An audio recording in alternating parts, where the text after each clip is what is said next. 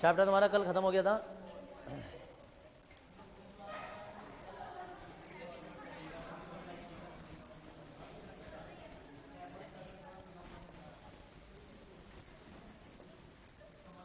क्या पता।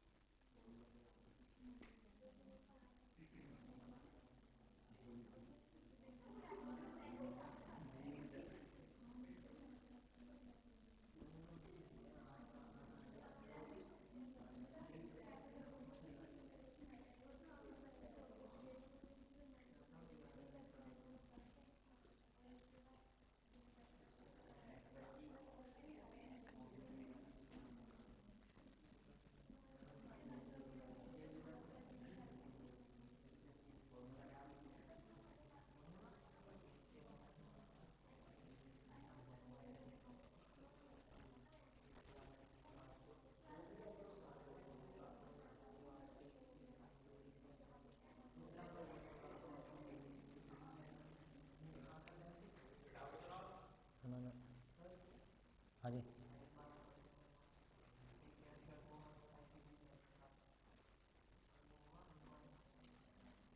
भगवान अणुओं का 27 डिग्री सेल्सियस ताप पर सही है। भगवान मोल वेग सेंटीमीटर है। अणु आएगा, वो वर्ग माध्यम मोल वेग जो होता है ना वो औसत होता है।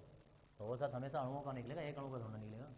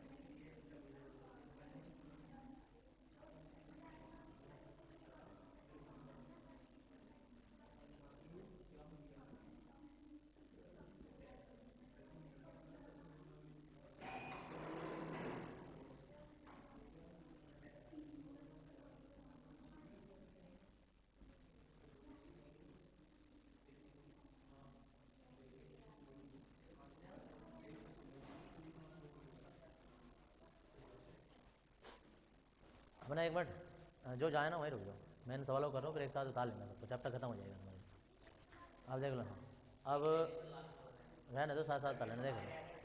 अरे तो एक साथ उतार लेना, अभी देख तो लो, इंतजार तो कर लो। देखो इधर पहले क्वेश्चन समझो क्या है, अपने साथ साथ फोटो कॉपी की दुकान मत चलाओ।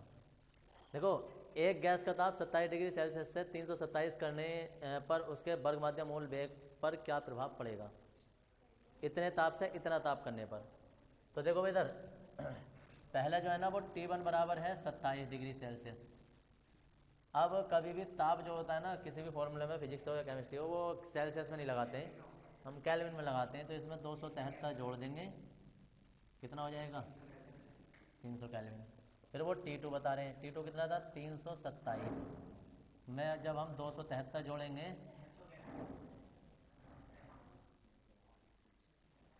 पर उसका क्या वर्ग माध्यम मूल वेग पर क्या प्रभाव पड़ेगा। तो पहले जो था ना, पहले देखो पहले था V1, दूसरा है V2, इस पर क्या प्रभाव पड़ेगा। वर्ग माध्यम मूल वेग BRMS हम लिखते तो RMS नहीं लिख रहे, V1 V2 ही मान रहे हैं मुझसे।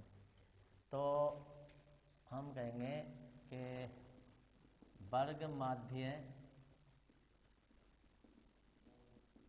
मूल वेग, वर्ग माध्य मूल वेग BRMS बराबर जो होता है ना वो होता है 3RT/m। इसे तुम B मान लो थोड़ी देर के लिए, तो चौकी करके, इसलिए B1 बराबर जो है ना वो 3RT1 हो जाएगा, m ऐसे रहेगा क्योंकि गैस सेम है, वही जो अनुपात पहले का होगा वही दूसरे का भी है, गैस नहीं बदली है। B2 बराबर 3RT2/m, तो हम कहेंगे B1/B2, यहाँ आ जाएगा अंडर रूट के 3RT1/m और 3RT2/m। अब दोनों रूट में ये सब ये, तो m से तो m कैंसिल हो जाएगा, r से r कैंसिल हो जाएगा, 3 से 3 कैंसिल हो जाएगा, यहाँ T1/T2 बचेगा, B1/B2 बराबर। अब B1/B2 बराबर जो है इनकी वैल्यू लगाएंगे हम, B1/B2 बराबर, T1 का मान कितना है 300 और यहाँ है 600, तो यहाँ आ जाएगा 1/√2। यहाँ चल रहा है B1/B2, तिरछे गुणा कर देंगे तो देखो इधर √2 B1 बराबर B2 और B2 बराबर जो है वो √2 B1, यानी कि नया बाद वाला जो बेग है वो पहले वाले बेग का √2 गुना हो जाएगा। तो हम कहेंगे अतः बेग √2 गुना बढ़ जाएगा।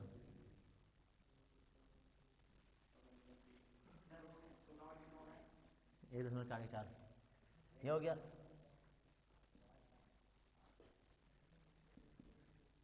ये पहला क्वेश्चन था। अब ये दूसरा है। दूसरा क्या है कि एक गैस के अणुओं का 27 डिग्री सेल्सियस ताप पर वर्गमाध्य मूल वेग इतना है, 227 सेल्सियस पर इसका वेग कितना होगा? 227 पर। तो देखो उधर इन्होंने सबसे पहले देखो दिया क्या है, देखो उधर दिया है T1 बराबर कितना दिया 27 और T2 बराबर कितना दिया है 227। अब इससे जब हम T को केल्विन में चेंज करेंगे तो कितना हो जाएगा 300 केल्विन और ये कितना हो जाएगा 500 केल्विन। यहाँ वेग कितना है इनका 2 गुणा 10 की घात 5 है और यहाँ हमें B2 निकालना है। ठीक है जी। तो जब हमें यहाँ निकालना है तो हम करेंगे B बराबर जो होता है B RMS बराबर 3RT/m बराबर B मान लेंगे। तो B1/B2। अब जब हमें जिस चीज़ का मान निकालना होता है ना कितना हो जाएगा तो 2 वाला पहले लिखा करो और 1 वाला बाद में लिखा करो ताकि क्रॉस गुणा करने में दिक्कत ना पड़े। तो 2 वाले मान हम पहले लिखेंगे 3RT2/m और 3RT1/m। ये तो सब कैंसिल हो जाएंगे तो ऊपर बचेगा T2 नीचे बचेगा T1, ये B2 और ये B1। तो B2/B1 बराबर T2 का मान कितना आया है 500 और ये कितना है 300। अब B2 बराबर जो है इससे तो कैंसिल हो जाएगा 5/√3 गुणा B1 आ जाएगा। अब √5 और √3 गुणा B1 का मान आ जाएगा 2 गुणा 10 की घात 5। √5 का मान होता है 2.1 के आसपास और इसका मतलब होता है 1.732 के आसपास होता है गुणा 2 गुणा 10 की घात 5। यहाँ तो हो जाएगा ये किस दुनिया 42 के आसपास 1.732 गुणा 10 की घात 5। दशमलव आकर डिवाइड कर दो इसे 420 को तो B2 बराबर है निकाल लेना जो भी आएगा तुम्हारा डिवाइड कर लेना।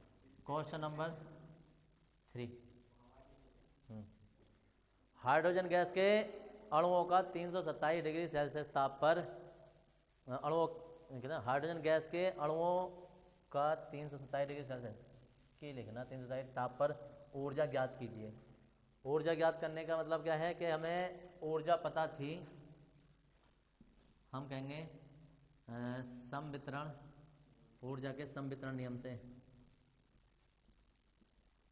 ऊर्जा के संवितरण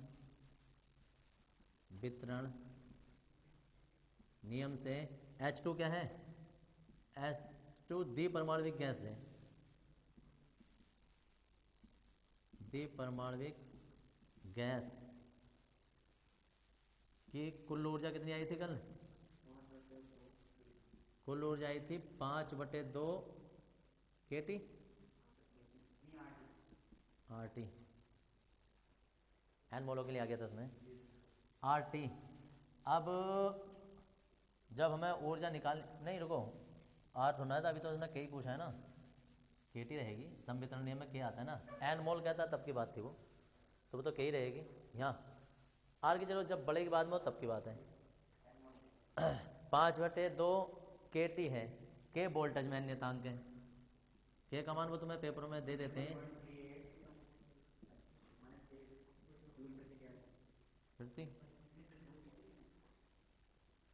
तो जी जूल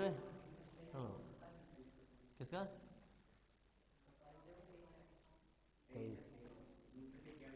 अब देखो इनकी वैल्यू लगा देंगे हम। U बराबर 5/2 1.38 गुणा 10 की घात 27, सॉरी 27 को लिख रहा हूँ यार मैं 23। अब T का मान कितना दिया भाई 327 को जब उसमें चेंज करेंगे 600 केल्विन। इसे डिवाइड कर देंगे 300। अब ये दो जीरो जो ना, इसका ये दशमलव हटा देंगे। देखो 5 अट्ठे 40, ऐसा ना है, सुनो उधर 5 या 15 है, 15 का पहाड़ा पड़ेंगे। 15 अट्ठे 120, 2 जीरो ये वाले लग गए पहले। 15 अट्ठे 120, 12 असल में 15 या 45 और 12 57 और 15 का 15 और 5 20, दशमलव लग गया यहाँ, गुणा 10 की घात माइनस के 23।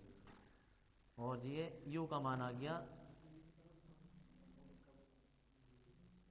जूल। ठीक है जी, इतना मान आ गया।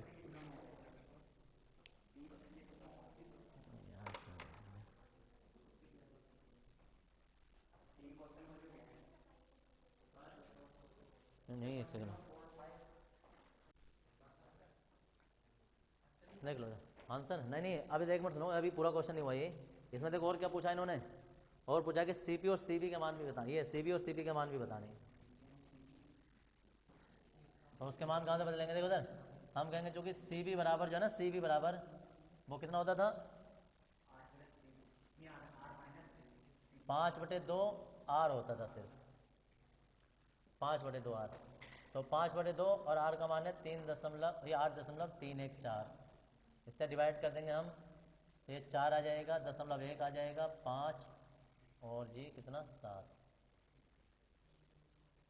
हाँ जी, अब इसे कर देंगे 5 7 35, 5 5 25 और 3 28, 5 5 और 2 7, 5 चौक 20, दशमलव इतने के बाद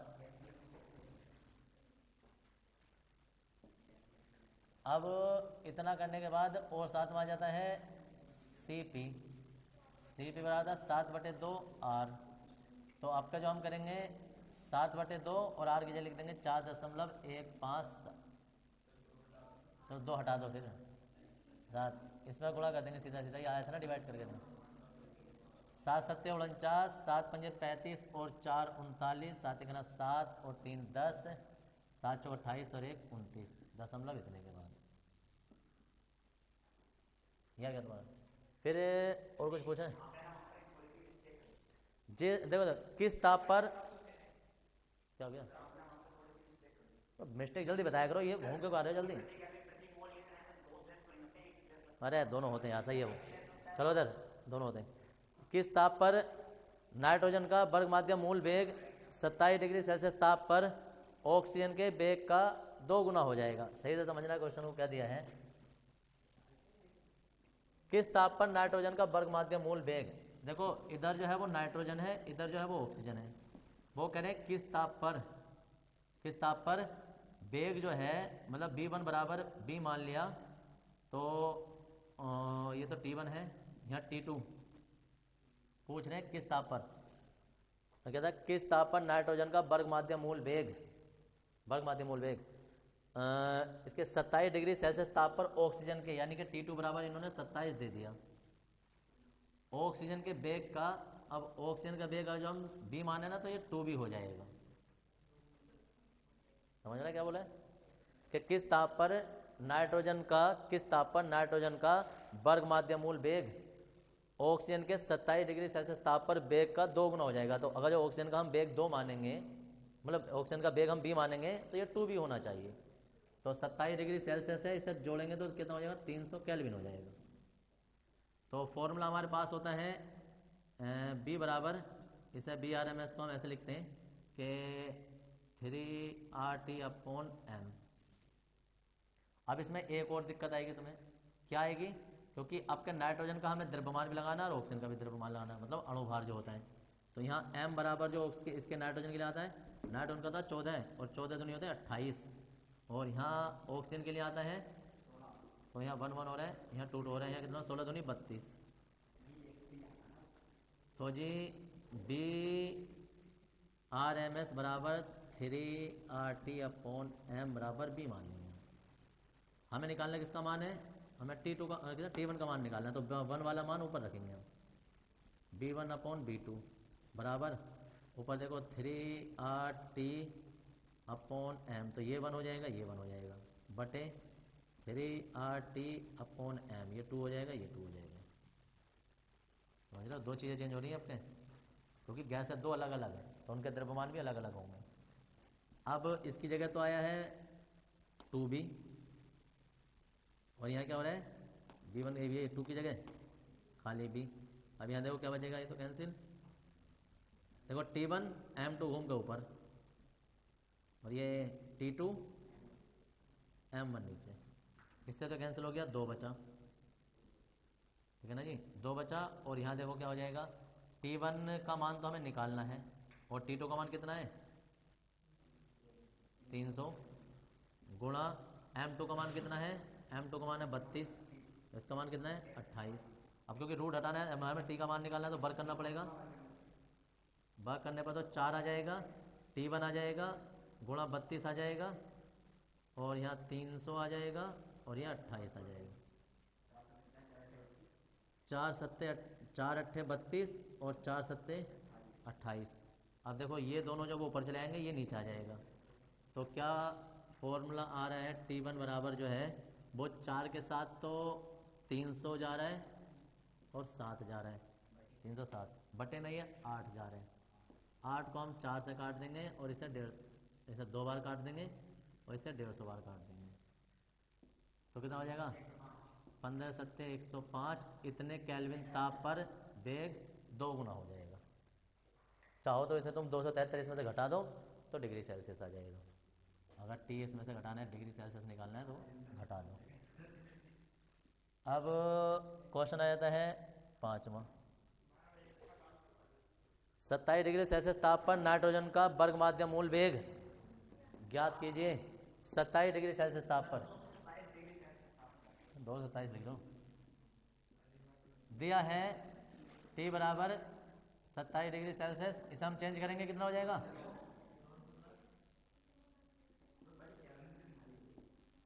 देखो T बराबर इतना आ गया। अरे सुनो इधर, N2 का द्रव्यमान 28, R का मान 8.314 ही लगाना है, जूल प्रति केल्विन प्रति मोल ऐसे लिखा जाता है। अब इतना निकालने के बाद में BRMS का मान निकालना, अभी तो इसमें सिंगल ही मान निकालना है, तो हम कहेंगे चूंकि BRMS बराबर जो है वो 3RT/M होता है। सीधी सीधी वैल्यू लगानी है, आंसर आ जाना है 8.314 थोड़ा इसकी जगह आ जाएगा 500 और इसकी जगह आ जाएगा कितना 28। आराम से बैठ के सॉल्व करते रहो, मीटर प्रति सेकंड। हाँ, तुम्हारा चैप्टर खत्म होता है, कल नया चैप्टर स्टार्ट होगा दोलन।